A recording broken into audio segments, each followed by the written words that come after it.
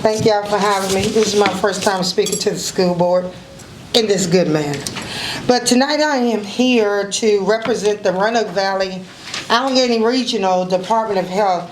I am the Community Health Engagement Coordinator, and I am here to talk to you a little bit about the facts of masks.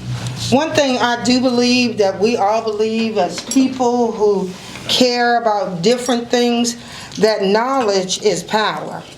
And when you have knowledge, you have power, and you can make correct decisions. So I am here to help our community, and so my email is stephanie.clark@vdh.virginia.gov. I gave out a packet to the school board members, to some of the members in the audience. You can take this home, you can research it, you can look over it, and you can have information. But I just want to say a few things. Dr. Morrow, who is over the Roanoke Allegheny Health Department, has given me some great directives, so I will follow what she has told me. You know, that's not something I usually do, but I'm going to do that. So, face masks for children during COVID-19. Masks remain a simple but powerful tool to help prevent the spread of COVID-19. Why do we still need to wear face masks? The highly contagious Delta and Omicron variants have led to a surge. Should children wear masks? Yes, face masks can be safely worn by all children 2 years of age and older, including most children with special health conditions and rare exception. Going on to the next page, I would just like to tell you that everyone should continue to wear face masks when they're traveling. If you have a medical fragile child or an at-risk adult in your household, you may want to consider having anyone at home who is not fully vaccinated wear a mask at home to help protect them. And I've given you several pieces of information about the mask, Mythbusters, common questions about kids and face masks. I've given you that. You can read that, and I didn't know, Melinda, if you wanted to distribute that. I know we have a good relationship with Teresa Byer, who is our nurse, and you have a school nurse here, so they have the information. The next one just tells you information about, can masks lead to a weaker immune system by putting the body under stress? That's just a piece of information. Another piece of information is, do choose, it tells you about which mask that you need to choose. That's up to you. And then it tells you also about vaccination Mythbusters. I have that in your packet. And also, I have something for you about Get the Facts that everybody can use. And I also put one more key item in there about 3 key steps to take while waiting for your COVID-19 test results. I want to thank you for your time, listening to me, encouraging you to do whatever you decide to do that's best for the children, because somebody has to stand in the gap for the little kids. Thank y'all. Have a good evening. Thank you, Ms. Clark. Thank you very much. If there's anybody else that has anything at this time. I have a letter written by Julie Meadows. She's a teacher at Covington High School. I'd like to read. Okay. Dear school board members, I apologize, but due to a prior commitment, I do not believe I will be able to address you in person on Friday. I would still like to share my thoughts with you concerning the governor's recent changes to the mask policy in schools. I would appreciate if someone could read this aloud during your meeting, if possible, if time permits. If you will, for a moment, think back to visiting a doctor's office prior to COVID, prior to politics and mask mandates. During flu season, there would be the ubiquitous box of blue mask on the counter and a sign stating that if you had the flu or flu symptoms, please wear a mask. Masks help prevent the virus from being spread to others in the office. You can be sick and spreading virus droplets several days prior to developing symptoms for flu, colds, coronavirus, etc. Wearing a mask decreases the chance of an infected person spreading virus droplets to other people. Let me say that again. It decreases an infected person spreading virus droplets. If I wear a mask, it prevents me from spreading germs. It does not necessarily prevent me from being exposed to the germs of others. Wearing a mask may decrease the number of germs that reach me, but I wear a mask to protect others in case I have been infected with a virus. I would hope that others would do the same for me. If you want students to stay in school in person, you need to protect the teachers, especially those teachers who cannot be fully vaccinated for health reasons. Students need to wear masks to prevent spreading the virus to the teachers and vice versa. This does not mean students need to wear masks the entire time, but please allow us to enforce students wearing masks when working closely with one another and when working one-to-one with us. I ask you to please do what you can to help us stay healthy and in school. Please allow us to protect others, ourselves and others. Thank you for your time and consideration. Sincerely, Julie Meadows. I'm Cindy Noel. I'm a 6th grade teacher at Jeter Watson. Let me fix my glasses because I can't see. Hold on, let me pull this up. The last time I spoke before the school board, it had to do with mask mandate in school.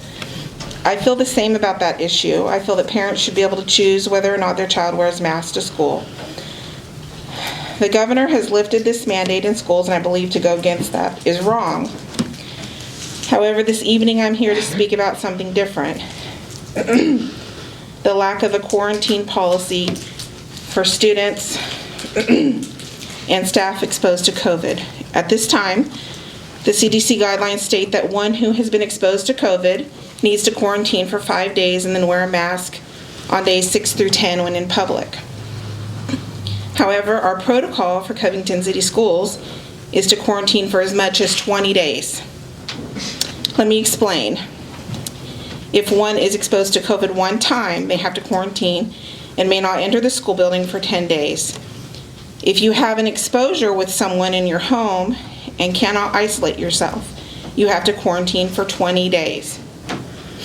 The rationale for this is, and I hope I'm right in saying all this, but my understanding is the rationale for this is that you have to quarantine for the first 10 days, but you can be exposed at any point during that time, so then you have to quarantine another 10 days for a total of 20.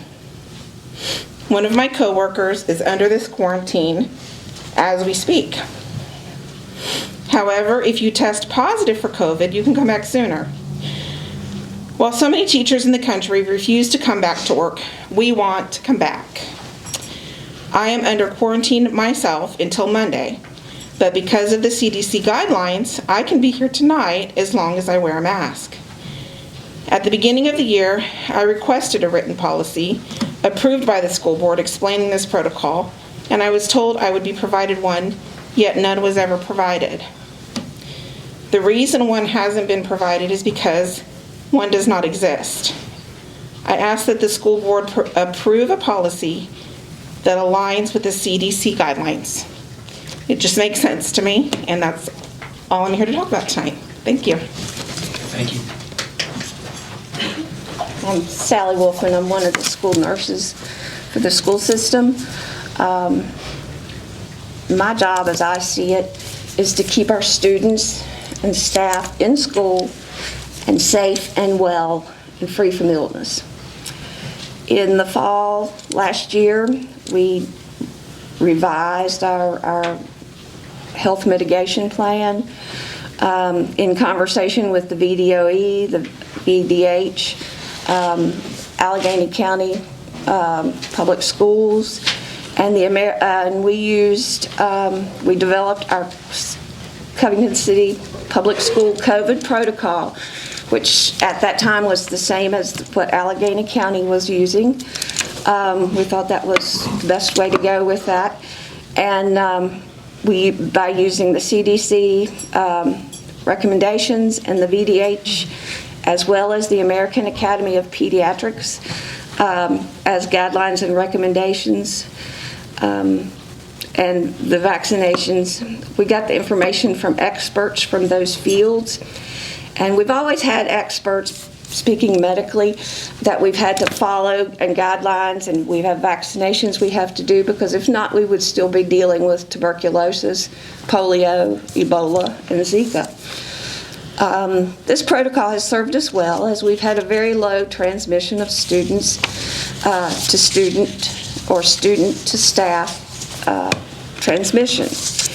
And I know masking is of a big concern to everyone, but I just want to make you aware of the trickle-down effect if masks aren't worn. And that would be the definition of a close contact would change. Because right now in schools, if students, both masked, can be 3 feet from each other and not be considered a close contact. With no masks, that would go to 6 feet, which is going to increase then the physical distancing that we would have to do or provide for our students in the classrooms. And I'm telling you now, the room is not there to space them 6 feet. It's going to cause more contacts when someone is positive, because these folks then are going to be the ones with less than 6 feet from them, as opposed now it's less than 3 feet. And those are only student to student. Adults are not included in that.